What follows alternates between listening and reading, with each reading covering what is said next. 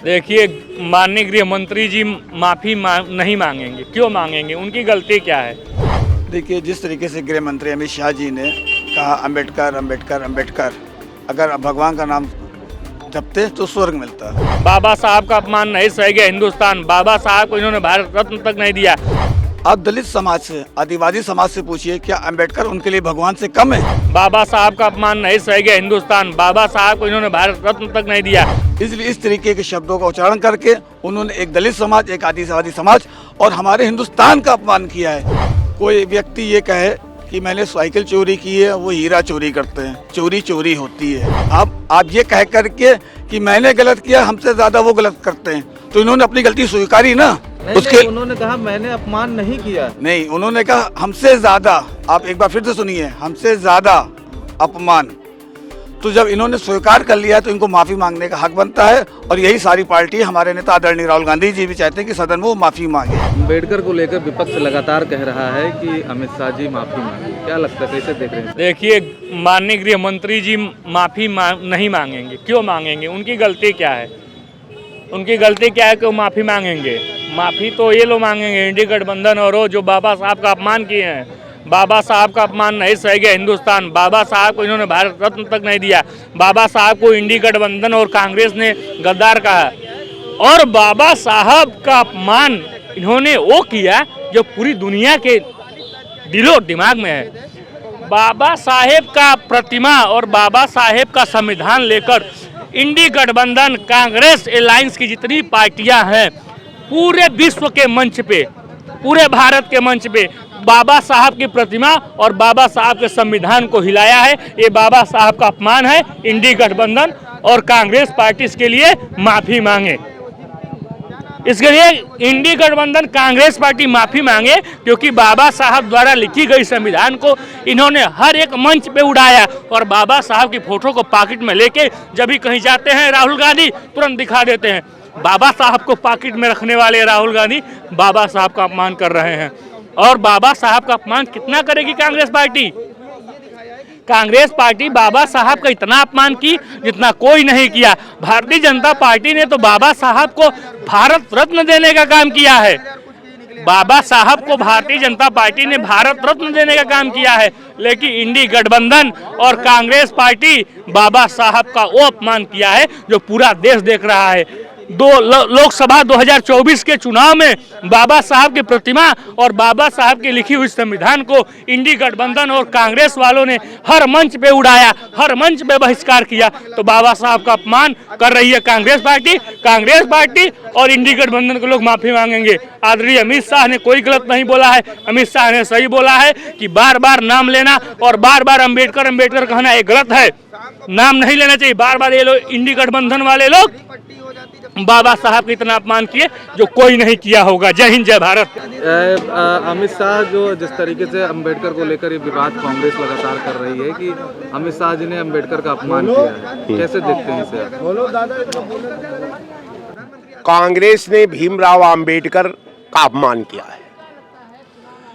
शायद भीमराव अंबेडकर का महिमा मंडन उनके पूरे भारत के कानूनी आभा में जो महिमा मंडन कांग्रेस ने भीमराव अंबेडकर जी का किया, शायद किसी ने नहीं किया। अब रह गया सवाल कि कांग्रेस ने उन्हें कानून मंत्री बनाया, कांग्रेस ने उनको संविधान का पूरा अकेले श्रेय दिया। अब रह गया सवाल कि इनको मान सम्मान, इनको क्या पता? मान सम्मान और गरिमा उसको पता रहती है जिसके पास स्वतः को का मान सम्मान और गरिमा हुआ करती है।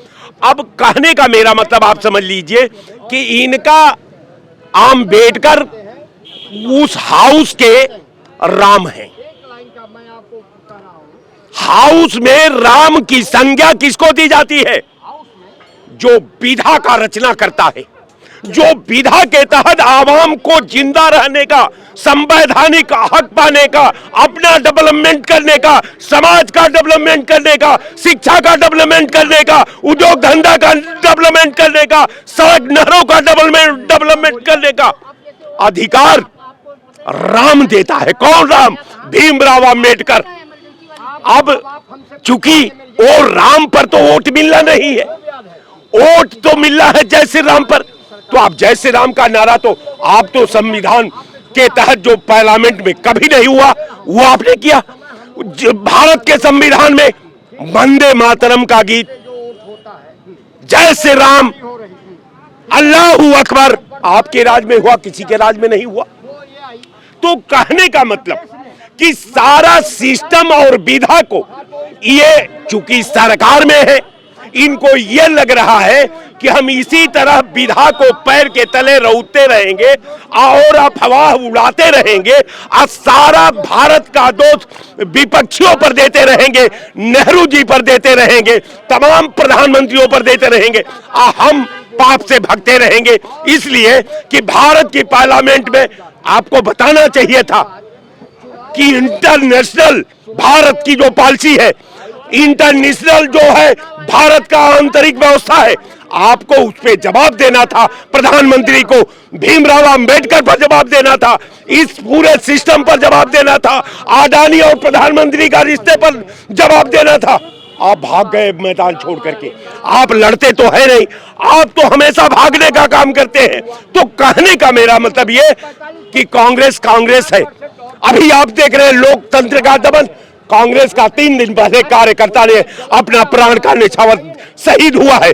ये कांग्रेस का दम है, ये कांग्रेस का शहादत का जज्बा है और कांग्रेस प्रमाणित करती है कि राष्ट्र की एकता के लिए, इस अखंडता के लिए, इसके संप्रभुता के लिए एक नहीं हजारों लोग शहीद होने को तैयार है और अपनी परंपरा को जिंदा रखने के लिए कटिबद्ध है। जय हिंद।